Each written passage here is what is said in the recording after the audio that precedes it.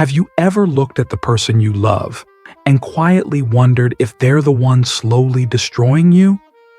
It doesn't happen all at once. No, it begins subtly, almost invisibly. At first, you're just a man trying to do the right thing. You work hard. You show up. You provide. You tell yourself that love is about sacrifice, that real men carry the weight. You wake up early, take the stress, take the pressure, and push through it. Because that's what you were taught. That's what strength looks like. And in the beginning, it's enough, or so it seems. You come home tired, hoping for comfort, maybe just a smile or a word of appreciation. But instead, you feel something colder, a sigh, a complaint, a silent wall. You brush it off. She's just having a rough day, you tell yourself. You work harder. Maybe a vacation will help. Maybe a surprise gift. Maybe if you just try a little more, things will go back to how they were. But they don't. Over time, you start to notice that nothing you do is enough. Your success isn't praised, it's expected. Your exhaustion isn't met with empathy, it's seen as weakness. You try to communicate, but every concern is turned back on you. You're too sensitive. You're never here for me. You don't do enough. And something inside you starts to shift. You begin to question your memory, your feelings, your worth. You tell yourself to man up. Don't complain. Don't make it worse. Just keep going. Months go by, then years. You stop laughing. You stop resting. You stop dreaming. You live in the same house, but you feel like a stranger in it. You smile for family photos. You pay the bills. You protect everyone except yourself. Until one day you realize this isn't love. It's quiet, calculated control. She doesn't want your heart. She wants your labor, your obedience, your silence. And you've been giving it piece by piece, thinking it was devotion. But what if the greatest lie you were ever told was that real love demands your destruction? Because the truth is, many men aren't in partnerships. They're in prisons they built to prove they were good enough to be loved, and that ends now. There's a silent kind of pain that lives inside many men, the kind that doesn't scream or show itself in bruises. It lingers beneath the surface, between the hours, worked the birthdays, paid for the dinners earned but never appreciated. It starts when a man believes that love is something he must earn. So he throws himself into the role society demands of him, the provider, the protector, the one who absorbs the pressure so no one else has to. He wakes before the sun rises, commutes in traffic, tolerates disrespect at work, then returns home only to be met not with warmth, but with coldness, a sigh, a complaint, a withdrawn stare across the dinner table. And still, he tells himself, this is what it means to be a man. He doesn't expect much. Just a thank you, maybe a gentle touch or a moment of quiet togetherness. But instead, what he receives is subtle detachment. His presence is no longer desired, only his output. His success becomes the baseline, not a source of pride. He's no longer a man in her eyes, but a utility, a means to an end. Yet he keeps going, not because he's weak, but because he was raised to believe that quitting means failure, that enduring silently is what separates men from boys. He sacrifices rest, joy, hobbies, friendships, and slowly, his identity. He begins to forget who he was before all this. The laughter that used to come easily now feels foreign. The spark in his eyes is dulled by fatigue, by emotional starvation. He is surviving, not living. And the worst part, no one sees it. No one asks. Because to the outside world, he looks like he has it all together. A job, a family, a house. But inside, he's crumbling. Not from weakness, but from trying to carry everything alone. This is the invisible pain of men. The pain that hides behind paychecks, behind silence, behind forced smiles. The pain of giving everything and still being told it's not enough. And until it's named, until it's acknowledged, it will continue to consume lives in quiet, devastating ways. Why is it that when a woman cries, the world listens, but when a man breaks down, it looks away? There is an unspoken rule in society that male pain must remain invisible. That a man's tears are shameful, his vulnerability is weakness, and his suffering is somehow self-inflicted. From a young age, boys are told to toughen up, to man up, to stop being dramatic. So they learn to hide it. They learn to choke it down. And by the time they become men, silence is no longer a choice, it's a survival skill. Even in relationships, this expectation lingers. A man may be dying inside, overwhelmed with pressure, loneliness, and emotional starvation, but he's still expected to be the rock, the steady one, the strong one, the protector. No one asks how he's doing. And if he dares to speak up to say that something feels wrong, he's often met with judgment, not compassion. He's accused of being too sensitive, too emotional, too much. This isn't just a cultural quirk, it's a system of selective empathy, a term coined by philosopher Christina Hoff Sommers. She warned that we live in a world that aggressively centers female pain while ignoring or minimizing the pain of men. We have shelters, campaigns, and entire institutions dedicated to female victimhood, and rightly so. But when men suffer, especially at the hands of women, their stories are dismissed, mocked, or ignored entirely. How many men sit silently in therapy, if they make it there at all, ashamed to admit they feel unloved in their own homes? How many suffer quietly in marriages where they're not respected, not heard, not seen? And how many end their lives because they believe no one would ever truly care? This silence isn't natural, it's enforced. It's woven into media, into courts, into casual conversations. A woman's pain is believed before it's questioned. A man's pain is questioned before it's even heard. And this double standard leaves countless men emotionally orphaned, walking through life with bleeding hearts no one wants to acknowledge. But the truth remains, male suffering is real. And until it is treated with the same empathy, urgency, and respect, there will always be men dying quietly in plain sight, simply because no one ever thought to ask them how they were really doing. When most people hear the word abuse, they imagine bruises, yelling, or violent outbursts. That's what we've been taught to recognize. That's what makes it real in the public eye. But what happens when the harm leaves no physical marks? What happens when abuse wears a smile and whispers in soft tones? That's the kind of abuse most men endure and never talk about. Emotional manipulation doesn't slam doors or raise fists. It disguises itself as love, as concern, as correction. It tells him he's not enough, not by shouting, but by withholding affection. It doesn't say, "You're a failure." It says, "I just wish you'd try harder." For us, it's not an attack. It's a suggestion delivered in just the right tone to make him question himself. And he does. Slowly, she begins to rewrite the narrative of the relationship. His achievements are reframed as expected. His sacrifices become obligations. Her moods become his responsibility. If she's upset, he must have done something wrong. If she's distant, he must not be doing enough.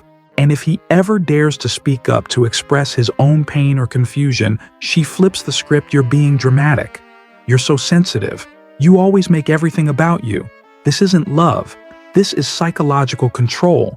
And what makes it even more dangerous is how society enables it. Because she's not yelling. She's not hitting.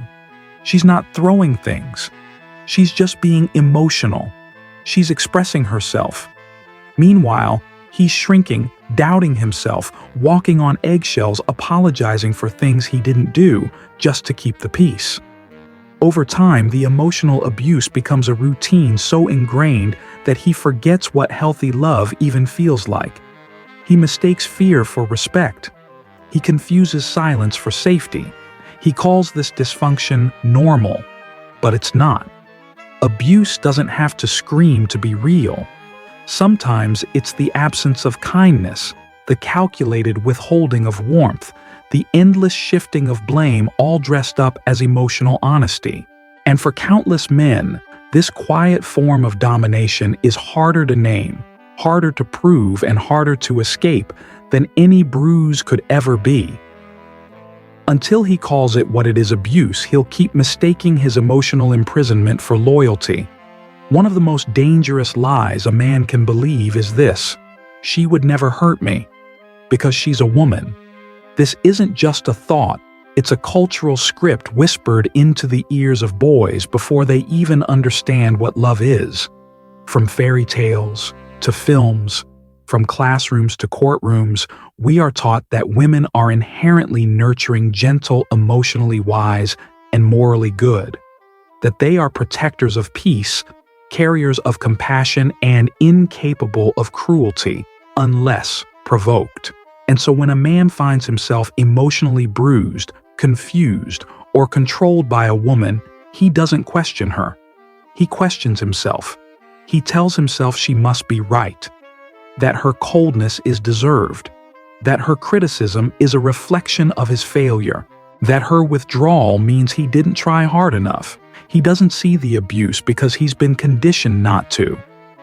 The idea that a woman could be the source of harm doesn't align with the image he's been given of her, not just by her, but by the world. This myth of moral superiority is what blinds men to emotional manipulation. It's why so many stay in toxic relationships far longer than they should. It's why they defend their abuser. It's why they don't seek help. Because admitting they're being harmed by a woman feels like blasphemy in a society that sanctifies femininity. And yet the truth is, this morality is not gendered. Women, like men, are capable of cruelty, manipulation, selfishness, and control. But because men are taught to see women as emotional healers rather than emotional aggressors, they overlook the signs, they justify the harm, they internalize the guilt. This blind spot creates a dangerous power imbalance, not because women are inherently evil, but because no one is holding them accountable.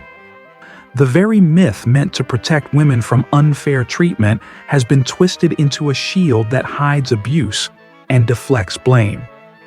And while the world rushes to scrutinize male behavior, it turns a blind eye to the emotional violence some women inflict behind closed doors.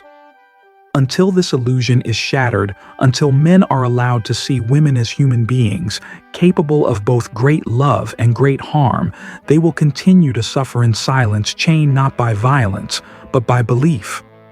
What if the relationship you call love is actually just a transaction, one you never agreed to, but somehow keep paying for? For many men, love begins with the noblest intentions.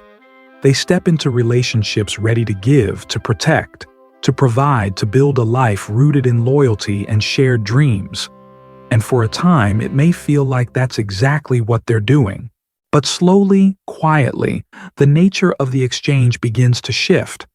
Acts of love, bringing home a paycheck, fixing the car, being emotionally present, become expectations. His giving is no longer appreciated.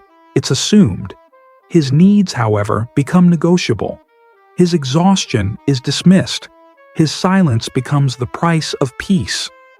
Over time, what he's in isn't a partnership, it's a contract. One where he funds the emotional and material lifestyle of another, absorbs her moods, carries the burden of emotional labor, and continues to give without reciprocity. But because there are no handcuffs, no violence, no screaming matches, he tells himself it's normal. He tells himself, this is just what marriage looks like. That love is hard work. But love shouldn't feel like endless performance. It shouldn't feel like walking on a tightrope where one misstep means cold shoulders, withheld intimacy, or guilt-laced silence. True love gives back. It nourishes. It breathes life into both people, not just one. Yet many men are stuck in relationships where they are not seen as partners, but as resources. They're not loved for who they are, but for what they provide emotionally, financially, physically. And this form of exploitation is made more dangerous by how deeply it hides behind the illusion of commitment. She's just stressed. She's going through something. She'll come around. So he stays. And every day he hands over another piece of himself in the name of love, not realizing that he's being slowly depleted. This is the hardest truth to face. She may not love you. She may only love what you do for her. And if that's the case, then what you're in isn't love. It's utility in disguise. A job with no salary, a role with no end, and a loyalty that's being exploited under the banner of romantic duty. Until a man sees this clearly, he'll continue mistaking sacrifice for affection and servitude for love. There is a quiet hypocrisy embedded deep in modern gender discourse, one that punishes men for failing while excusing women for harming. It's not overt, but it's everywhere. In courtrooms, in classrooms, in conversations over coffee, it's the belief that women hurt because they are hurt, while men hurt because they're flawed. This is the double standard that allows female abusers to walk freely in relationships, homes, and even in the public eye, shielded by narratives that present them as emotionally fragile, misunderstood, or simply difficult. When a man raises his voice, he's aggressive. When a woman does it, she's expressive. When a man withdraws affection, he's cold and neglectful. When a woman withholds love or intimacy, she's setting boundaries. When a man criticizes, he's abusive. When a woman does it, she's just being honest. These are not small interpretive errors. They are culturally embedded blind spots that distort reality and rewrite accountability based on gender. And men, especially good men, internalize this. They start to believe that if they're unhappy, it must be their fault. That if she's distant, they've failed her. That if she explodes emotionally, she's just overwhelmed, and he needs to do better. Meanwhile, her toxic behaviors, controlling his finances, publicly shaming him, withholding affection as punishment, gaslighting him into submission are overlooked, or worse, romanticized. Society cheers her on. She's strong-willed. She knows what she wants. She doesn't take crap from anyone. But behind closed doors, she is dominating through psychological warfare, eroding the confidence of a man who has been taught to never hit back, never speak up, never walk away.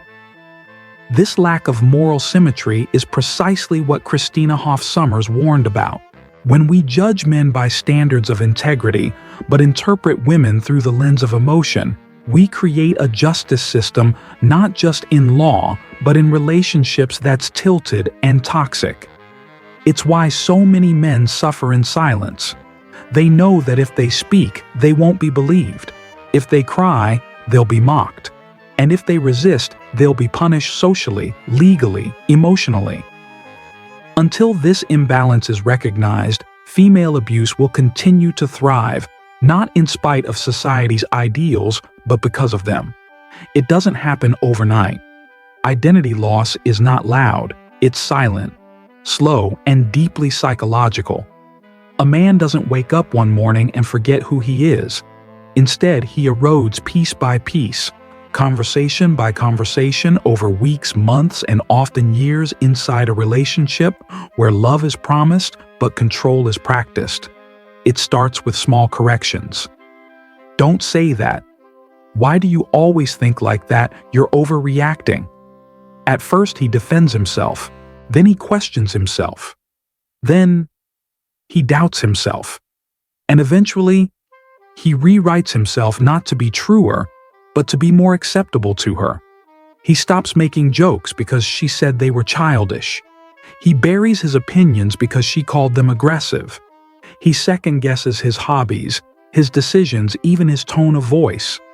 Not because he's growing, but because he's being reshaped through guilt and pressure. And no one sees it, not even him. Because she's not yelling, she's not hitting. She's just trying to help. She calls it growth. She calls it emotional maturity. But what she's really doing is disassembling the man she claimed to love, then replacing him with someone easier to manage, someone more compliant, more predictable, more dependent. She doesn't want a partner, she wants a product. Over time, he stops recognizing the man in the mirror. His eyes, once bright with purpose, now carry a fatigue he can't explain. He's still functioning, going to work, paying bills, smiling in pictures, but inside he's drifting. Drifting away from his values, his voice, his vitality. The man he once was is now a ghost, buried beneath layers of doubt and conditioned submission. This is what emotional abuse looks like when it's working. Not chaos, but quiet compliance. Not bruises, but self-betrayal. And it's not just about control, it's about conquest of identity. Because the most complete form of domination doesn't require chains. It only requires that a man believe his true self is unworthy of love. Until he realizes that love doesn't ask for his erasure, he'll continue trading authenticity for approval and calling it devotion. And by the time he awakens, he may find that the most painful loss wasn't the relationship, but himself. Not all control comes with shouting ultimatums or locked doors. Sometimes it comes wrapped in affection, gentle tones, soft touches, and phrases that sound like love but feel like pressure. I just want what's best for us. If you really cared, you'd understand. Why can't you do this one thing? For me. And in those moments, it's hard to see it for what it truly is. Because it doesn't look like control. It looks like closeness. But it functions like a leash. For many men, this is the most dangerous form of manipulation, the one that doesn't threaten with violence but with emotional withdrawal. The kind where love becomes conditional, based not on who you are, but on how well you obey. If you speak up, she pulls away. If you set a boundary, she turns cold. If you challenge her narrative, she accuses you of ruining everything. And yet, when you give in, when you give up your needs, when you silence your instincts to protect her comfort, she rewards you. With warmth, with softness, with temporary peace. It's a pattern, a loop, and the more times you go around it, the more trained you become. Over time, you stop asserting yourself not out of fear, but out of habit. You start to believe that keeping the relationship stable requires constant self-correction. You tell yourself that your anger is toxic, your boundaries are selfish, your instincts are flawed. And you begin to lose the one thing that should never be traded for love, your autonomy. This is not emotional connection, it's emotional conditioning. What makes it especially cruel is how it's camouflaged by cultural scripts. She's just passionate. She's expressing her feelings. It's just how women are. And so you comply not because you are weak, but because you have been subtly convinced that resistance equals abandonment. That love must be earned through submission. But real love doesn't require performance. It doesn't withhold approval to gain power. And it certainly doesn't dissolve when you speak your truth. If affection disappears the moment you assert yourself, then what you're receiving isn't love, it's leverage. And the longer you mistake it for intimacy, the deeper you sink into a relationship where freedom is framed as betrayal. Guilt is one of the most effective tools of psychological control, not because it punishes the body, but because it poisons the soul. And for countless men, guilt isn't just a passing emotion. It's a way of life. It's the background music to every decision, every disagreement, every moment they consider putting themselves first. It begins subtly. A disappointed look, a sigh, a you never think about anyone but yourself. At first he defends himself. He explains. He tries harder. But when those explanations are met with more guilt, with coldness, silence, or subtle accusations, something inside begins to shift. He learns that conflict leads to punishment, and that peace only comes when he concedes. Not because he's wrong, but because she's conditioned him to feel wrong whenever she's unhappy. He begins to carry her emotions as if they're his responsibility. If she's angry, he must have triggered it. If she's distant, he must have failed. If she cries, he must be heartless. And so he adapts. He gives in. He apologizes even when he's done nothing wrong. He buys gifts not out of affection but out of fear. He tiptoes around his own needs because expressing them has consequences. This is not love. It's emotional conditioning training him to associate his independence with guilt and his compliance with temporary affection. Over time, he's not making choices as a man. He's reacting as a hostage, trapped in a cycle where guilt is the chain and her approval is the key that's always just out of reach. What's most heartbreaking is how society reinforces this dynamic. Men are told to be patient, to be understanding, to take the high road. Happy wife, happy life, they say, as if a man's emotional health is a fair trade for peace. But it's not peace when it comes at the cost of your dignity. It's not love when you're punished for speaking up. It's not partnership when your needs are always framed as selfish. Real intimacy doesn't require you to shrink. Real love doesn't demand guilt as a price for your truth. And until a man stops mistaking guilt for guidance, he'll keep walking further from himself, calling it love when it's really erasure in slow motion. Not all abuse happens within four walls. Sometimes the most terrifying form of control extends beyond the home into the courtroom, the police station, and the court of public opinion. For many men, the threat isn't just emotional manipulation behind closed doors. It's the quiet but unmistakable reminder that she holds the power of the system and all she has to do is use it. She doesn't need to hit. She just needs to threaten. If you leave, you'll never see your kids again. If you tell anyone, I'll ruin your reputation. Go ahead, no one's going to believe you anyway. And the worst part? She's right. Because the world has been trained to believe one story: men hurt, women are hurt. So when a woman cries, people rush to her side. When a man cries, people ask what he did wrong. This is not just cultural bias, it's psychological warfare. She knows the script. She knows that a single accusation can override years of loyalty, sacrifice, and fatherhood. She doesn't need evidence, she only needs a narrative.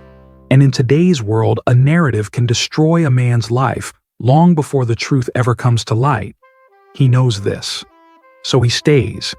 He tolerates. He bites his tongue when she lies, manipulates, or threatens because he knows how easily she can flip the switch and become the victim. He watches friends walk away. He sees the doubt in their eyes when she paints him as controlling, unstable, or emotionally unavailable. And deep down, he starts to wonder if they're right, because gaslighting doesn't just confuse you, it corrodes your reality. What makes this abuse so devastating is not just the damage it causes, it's the fact that it is institutionally protected. The very systems that claim to protect the vulnerable are often weaponized to protect her control. And so, a man who is emotionally wounded, psychologically battered, and legally threatened is forced to wear the mask of the abuser while she plays the part of the harmed. This isn't just manipulation. It's psychological terrorism, and it operates under a terrifying truth. The more he speaks, the more dangerous his silence becomes. And until this imbalance is exposed, men will continue to live not just in fear, but in exile from justice. If it's not that bad, I can handle it. That's what most men tell themselves, not because they're fine, but because they've been trained to survive even in silence, even in suffering. But here's the truth. The moment you have to downplay your pain just to function, just to get through the day, just to convince yourself to stay, that pain has already gone too far. The problem isn't just the hurt, it's that you've accepted it as normal. You've learned to live around your wounds like they're part of your body. You've trained yourself to filter every thought, every feeling, every need, because you know what happens if you don't. You know the look she'll give you, the words she'll say, the coldness that will follow. So you convince yourself it's not worth it, that you're being dramatic, that this is just what being a man feels like. But the truth is, no one should have to negotiate with their own suffering to feel worthy of peace. You tell yourself you're strong because you endure. But real strength isn't about how much pain you can absorb. It's about recognizing when that pain is unjust, when it's not love, when it's not right, and when staying silent about it is costing you more than your pride. It's costing you your identity, your joy, your sense of self. The most dangerous part, you're not even allowed to name it. Because the moment a man says, "I'm not okay," the world responds with suspicion or shame. You're told to be grateful. You're reminded of everything she's been through. You're told that men have it easy and that your discomfort doesn't count. So you tuck your pain into the corners of your mind. You turn it into productivity. You disguise it as stoicism. And you keep surviving quietly, invisibly. But survival isn't the same as living. If your home feels like a battlefield where your only strategy is silence, if your relationship feels like an emotional tightrope, if your voice only matters when it echoes hers, then this isn't love. It's slow erasure. You don't need permission to feel pain, and you don't need to be bleeding to be broken. The moment you stop minimizing it, that's the moment you start reclaiming your life. In a world that teaches men to carry everything in silence, the most radical thing you can do is to honor your own pain without apologizing for it. For too long, men have been conditioned to believe that love means sacrifice, that endurance equals strength, and that their value lies solely in what they produce, protect, or provide. But that mindset, while noble in intention, has silently destroyed the emotional well-being of millions. Because love at its healthiest does not demand your erasure. If you find yourself constantly walking on eggshells, silencing your needs, questioning your reality, or trading your dignity for temporary peace, that's not partnership. That's survival. And relationships built on survival, not reciprocity, will always leave you empty. What you tolerate becomes your truth. And many men, especially in America's hyper-individualistic and performance-driven culture, have learned to tolerate far too much. They've turned their exhaustion into proof of loyalty, their silence into a badge of honor, their suffering into a currency they hope will one day be redeemed with love. But here's the deeper truth. You are not weak for wanting peace. You're not selfish for needing rest. You are not broken because you feel alone in a relationship that's supposed to nurture you. You don't have to be a victim to seek healing. You don't need bruises to prove abuse. Emotional manipulation, psychological control, and identity erosion are all real, and they leave scars just as deep as anything physical. The first step toward reclaiming your life is giving yourself permission to see the truth, not the version you've rationalized. Not the illusion you've maintained to avoid the pain of change, but the truth, unfiltered, unflinching, and freeing. You don't have to keep giving to be loved. You don't have to be perfect to be respected. And you don't have to stay in relationships where your only role is to serve someone else's comfort. Your life matters. Your peace matters. And the moment you decide to honor your own humanity, even if no one else does, is the moment everything begins to change. Because freedom doesn't start when she lets go. It starts when you stop holding back the truth.